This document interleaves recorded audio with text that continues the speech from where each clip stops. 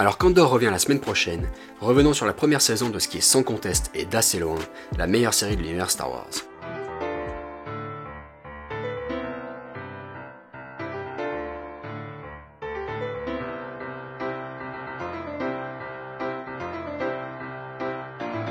Donc Andor, c'est le nom du personnage principal qui est issu du film Rogue One où il est un agent des renseignements de l'Alliance Rebelle qui va réussir à se procurer les plans de l'étoile de la mort pour les délivrer ensuite à la princesse Leia, ce qui constitue le tout début de Star Wars 4 et donc de la saga.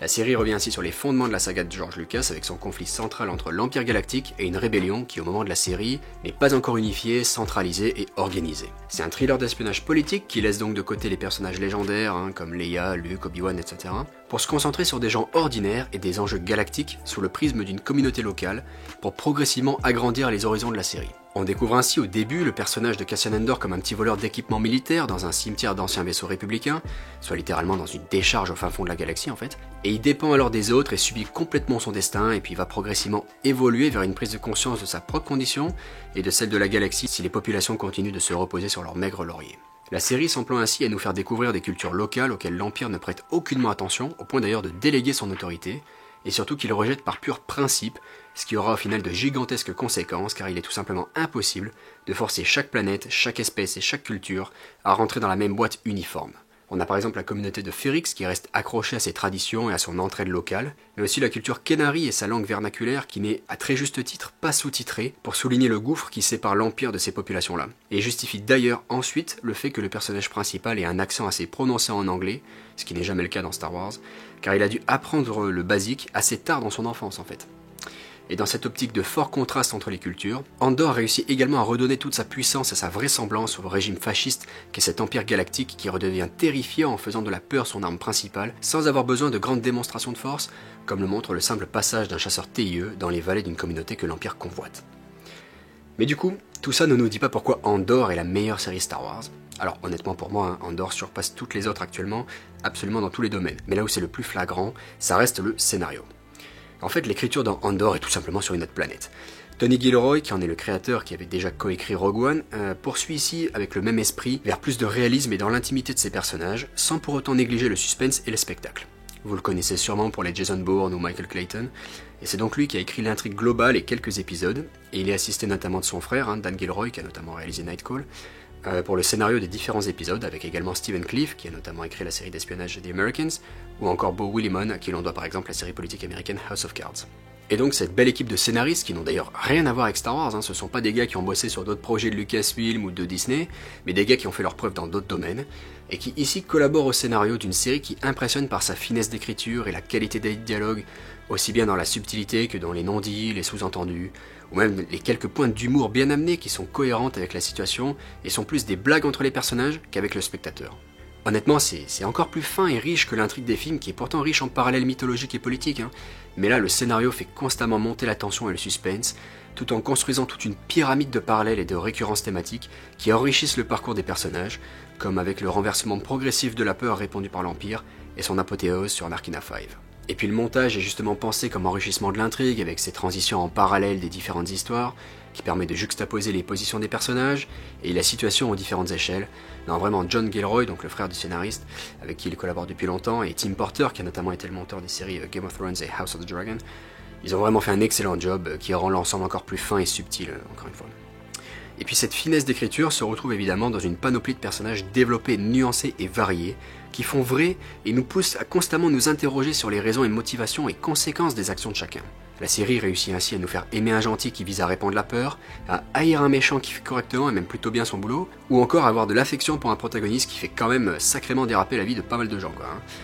Et si ce sont pour la plupart des nouveaux personnages, la série n'est pas non plus complètement déconnectée du reste de l'univers, puisqu'elle incorpore dans son intrigue des personnages bien connus, comme Melshi que l'on retrouve dans Rogue One, ainsi qu'évidemment le rebelle Saw Gerrera, la sénatrice Mon Mothma, les officiers du bureau de sécurité impériale avec Yula Ren et Krennic en saison 2, sans compter aussi tout un tas de petites références disséminées dans les décors et les dialogues, qui ajoutent un degré supplémentaire de world building, mais ne font pas l'intrigue. Les dialogues sont d'ailleurs sacrément bons, et il y a vraiment d'excellentes répliques, que ce soit entre les personnages, comme Marva qui dit « je l'aime plus que tout ce qu'il pourrait faire de mal »,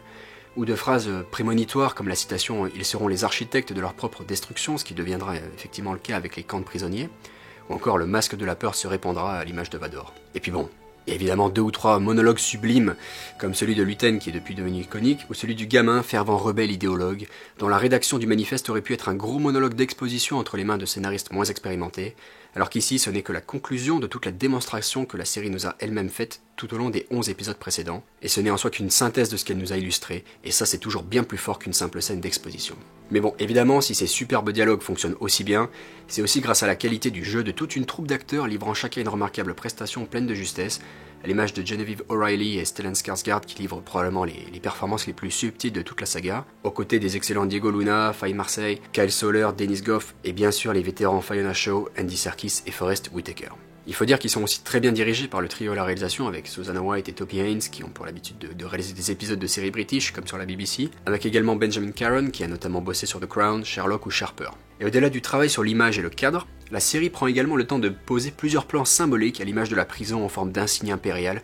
dont les traînées blanches de liberté s'échappent de tous les côtés. Mais c'est surtout le sentiment d'authenticité qui l'emporte dans la réalisation d'Andor, grâce au travail méticuleux d'une équipe expérimentée, aussi bien dans le travail sur les costumes que sur le choix des décors naturels ou dans l'aménagement de ceux construits pour la série, tout en utilisant à bon escient les effets spéciaux aussi bien sur Coruscant dans son architecture inhabituelle, sur Ferrix ou encore Aldhani, bref on a vraiment l'impression d'y être.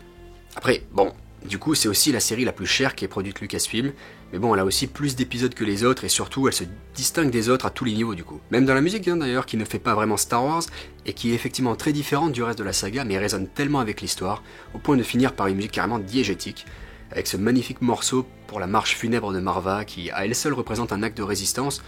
de 1 par sa musique locale aux antipodes du conformisme impérial, et de 2 parce qu'elle défie l'Empire elle-même en ayant lieu sur les horreurs traditionnelles de la communauté de Ferrix. Non, vraiment, superbe travail du compositeur Nicolas Britell, et vraiment de toutes les équipes, puisque Andor, c'est le fruit d'une collaboration réussie à tous les niveaux, sinon on n'arriverait pas à une telle qualité.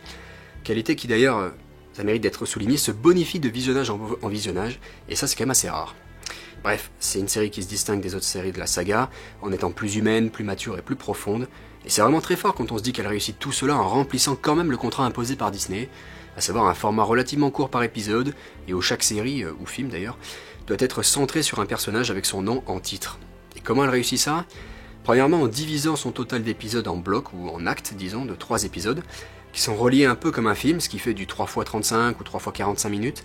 et donne donc le temps de développer chaque sous-intrigue proprement en 3 actes, sans que l'ensemble ne paraisse trop court. Et deuxièmement, en construisant toute une intrigue autour des répercussions dans différentes sphères, des agissements locaux de petite envergure d'un protagoniste, ce qui nous permet d'abord de le suivre à petite échelle pour construire son personnage, et d'agrandir ensuite progressivement l'échelle, aussi bien en termes de personnage qu'en termes d'institutions, en passant par exemple d'abord d'une corporation, ensuite à l'armée impériale, pour finir sur les renseignements et les Stormtroopers. Et c'est pourtant pas facile de construire une intrigue riche en personnages et en situations différentes, quand le titre doit être centré sur un nom. Bref, la série respecte donc les codes de la plateforme Disney+,